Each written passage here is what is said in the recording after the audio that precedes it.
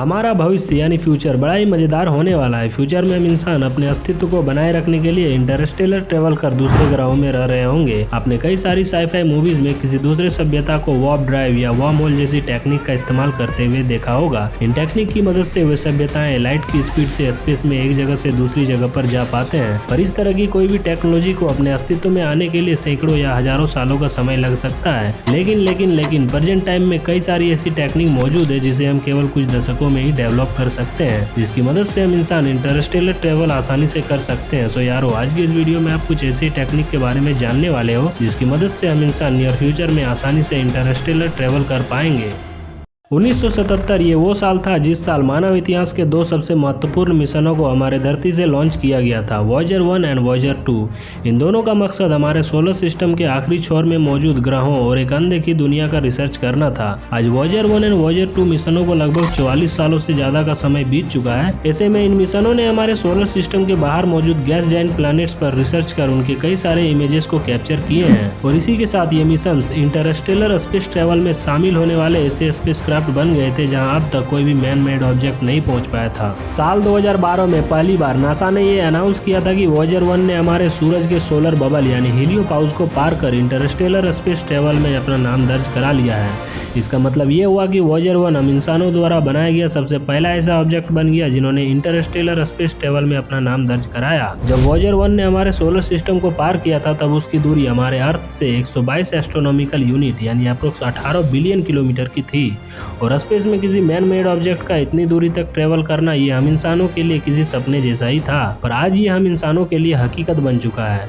पर हम इंसानों का स्पेस में ट्रेवल करना अभी भी एक सपना बना हुआ है, क्योंकि वर्तमान में हमारे लिए सबसे बड़ी दिक्कत टेक्नोलॉजी और इस तरह के किसी सफर में लगने वाला बेहद ही ज्यादा समय का है। हमारे धरती से सबसे करीबी स्टार सिस्टम प्रोक्सिमा सेंट्यूरी जो हमारे पृथ्वी से 4.25 लाइट ईयर दूर मौजूद है, और अगर वॉयेजर 1 अपने रेगुलर स्पीड यानी 56,000 किलोमीटर पर आवर की स्पीड से ट्रेवल कर प्रोक्सिमा सेंट्यूरी स्टार सिस्टम पर पहुंचना चाहे तो उसे 70,000 सालों का समय लग जाएगा।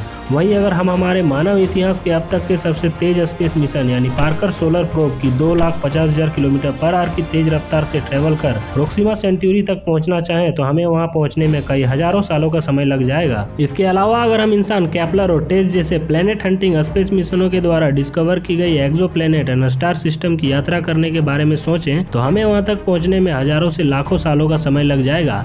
दैट मीन्स सीधे तौर पर बोलूं तो वर्तमान समय में हमारा मौजूदा स्पेस एंड रॉकेट टेक्नोलॉजी किसी भी तरह से इंटरस्टेलर ट्रेवल के लिए उपयुक्त नहीं है। एंड एक और इंटरेस्टिंग चीज कि हम इंसान अपने प्रेजेंट स्पेस टेक्नोलॉजी के अकॉर्डिंग अपने ह्यूमन लाइफ स्पैन में इस तरह की किसी भी इंटरस्टेलर ट्रेवल के बारे में सोच भी नहीं सकते। अब यहाँ पर आप लोग बोलोगे कि यार फैक्ट्रिक तुम हमें ये क्या बता रहे हो, तुम तो हमें ऐसे टेक्निक के बारे में बताने वाले थे जिससे हम इंटरस्टेलर स्पेस ट्रेवल कर पाए। तो यारो उसे भी बताऊंगा, लेकिन आपको जो बताया उसे भी जानना जरूरी था। इससे हमें ये जानने को मिलता है कि हम इंसानों की औकात क्या है। मान लो किसी दिन हमें ये पता चलता है कि हमारे पृथ्वी से कोई एस्टेरॉयड टकराने वाला है तो हम इंसान कुछ भी नहीं कर सकते, कहीं भाग नहीं सकते, हम सब का अंत एक साथ हो जाएगा।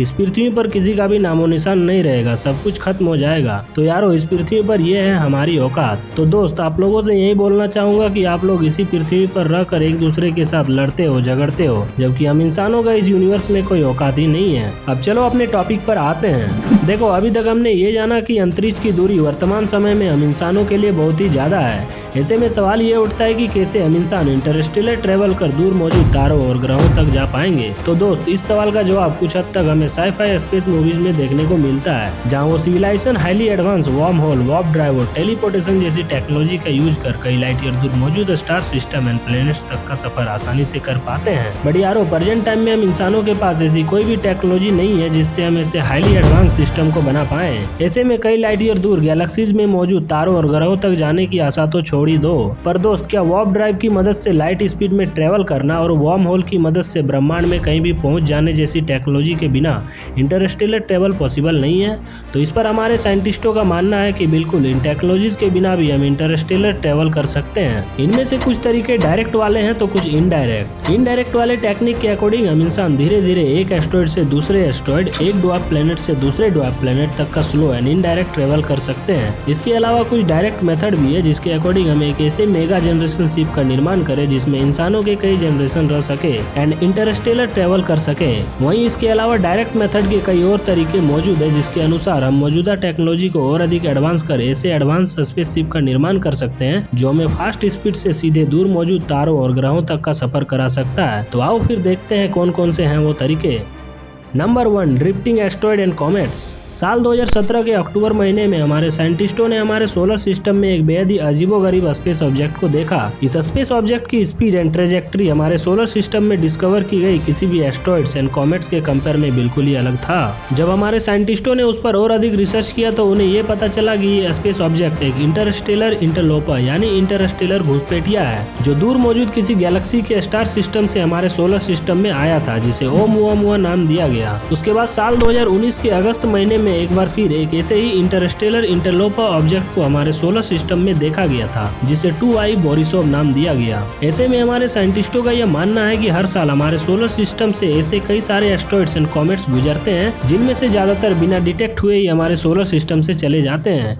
इसके अलावा एक और इंटरेस्टिंग चीज, हमारे सोलर सिस्टम के आखिरी छोर में मौजूद कुइपर बेल्ट एंड ऊट क्लाउड में कई सारे asteroids and dwarf planets available हैं जो या तो हमारे सूरज का एक विशाल ऑर्बिट में चक्कर लगाते हैं या डिफ्लेक्ट होकर दूसरे स्टार सिस्टम की यात्रा पर निकल जाते हैं। अब यारो ऐसे में अगर हम किसी तरह इन इंटरस्टेलर ऑब्जेक्ट को कैच कर उन पर ह्यूमन बेस या कॉलोनी बना पाए तो हम आसानी से किसी दूसरे गैलेक्सीज के स्टार सिस्टम एंड प्लैनेट्स तक का सफर कर पाएंगे। पर इस तरह के तरीकों का सबसे मेन डिसएडवांटेज यह है कि हमें उन स्पेस ऑब्जेक्ट के डेस्टिनेशन एंड डायरेक्शन का पता ही नहीं चलता।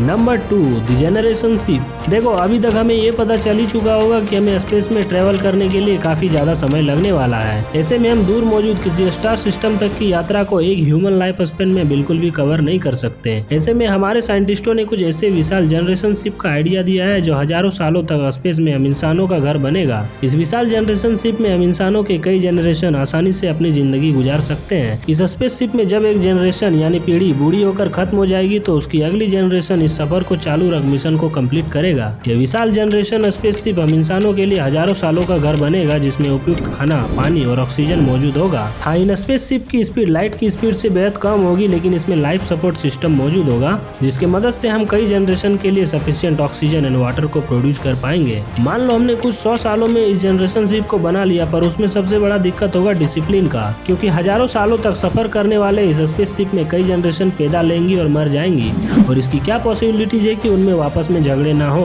अगर स्पेसशिप में कोई भयानक झगड़ा हुआ तो उसे सॉल्व करने के लिए ना ही वहाँ कोई पुलिस होगी और ना ही कोई government. Number 3, hydrogen and nuclear propulsion technique. Specially ये दोनों टेक्निक मेरा फेवरेट है क्योंकि ये दोनों टेक्निक आने वाले महज कुछ दशकों में ही पूरा हो सकता है। ये इंटरस्टेलर स्पेस ट्रेवल का एक direct and high speed method है एंड ये एक realistic and most sensation technology है जो किसी दूसरे स्टार सिस्टम एंड प्लैनेट्स तक जाने का सबसे कारगर तरीका होगा। जहाँ warp drive and wormhole हमारे लिए फिलहाल एक थियोरिटिकल टेक्नोलॉजी है तो वहीं उसके विपरीत hydrogen and nuclear propulsion technique एक प्रैक्टिकल टेक्नोलॉजी है जो जल्द ही हम इंसानों के लिए सच साबित हो सकती है। सबसे पहले हम बात करते हैं न्यूक्लियर पल्स प्रोपल्सन की। यह टेक्नोलॉजी न्यूटन के थर्ड लॉ पर बेस्ड है। इस सिस्टम में स्पेसशिप अपने रियर में मौजूद कंफ्यूजन प्लेट के पीछे न्यूक्लियर वॉरहेड को एक्सप्लोड करेगा जिसके रिएक्शन के तौर पर एक बेहद ही हाई थ्रस्ट पैदा होगा और यह प्रोसेस चलता रहेगा जिससे स्पेसशिप को बहुत ही ज्यादा थर्मोन्यूक्लियर फोर्स मिलेगा जिससे यह आसानी से कई लाइट ईयर दूर मौजूद स्टार सिस्टम तक की यात्रा कर पाएगा। इसके अलावा हमारे साइंटिस्टों ने बुजार्ड रामजेट जैसी टेक्नोलॉजी का आइडिया दिया है जो एक प्रकार का हाइड्रोजन प्रोपल्सन स्पेसशिप होगा। इस स्पेसशिप को कुछ इस तरह से डिजाइन किया जाएगा जिसमें इसके आगे कई किलोमीटर बड़ी शंकु यानी कोन के आकार जैसी कलेक्टर लगा होगा जिसका मकसद हमारे स्पेस में मौजूद हाइड्रोजन को कलेक्ट करना होगा। कलेक्ट किए गए हाइड्रोजन को स्पेस में मौजूद इंजन तक भेजा जाएगा जहां हाइड्रोजन का यूज कर इंजन फ्यूजन रिएक्शन करेगा जिससे हाई इंटेंसिटी वाले प्रोपेलेंट का निर्माण होगा और जब यह हाई इंटेंसिटी वाला प्रोपेलेंट एग्जॉस्ट नोजल से निकलेगा तब स्पेसशिप बहुत हाई स्पीड से स्पेस में ट्रेवल कर पाएगा जिससे हम आसानी से स्पेस में ट्रेवल कर कहीं जा सकते हैं। खैर, आपको इनमें से कौन सी टेक्निक अच्छी लगी कमेंट कर जरूर बताना एंड आई होप कि आपको हमारे इस वीडियो से कुछ नया एंड इंटरेस्टिंग सीखने को मिला होगा। अगर हाँ तो वीडियो को लाइक करने के साथ साथ ऐसे और इंटरेस्टिंग वीडियोस के लिए चैनल को सब्सक्राइब कर नोटिफिकेशन ऑल को भी प्रेस कर लेना। तो मिलते हैं एक और इंटरेस्टिंग वीडियो में।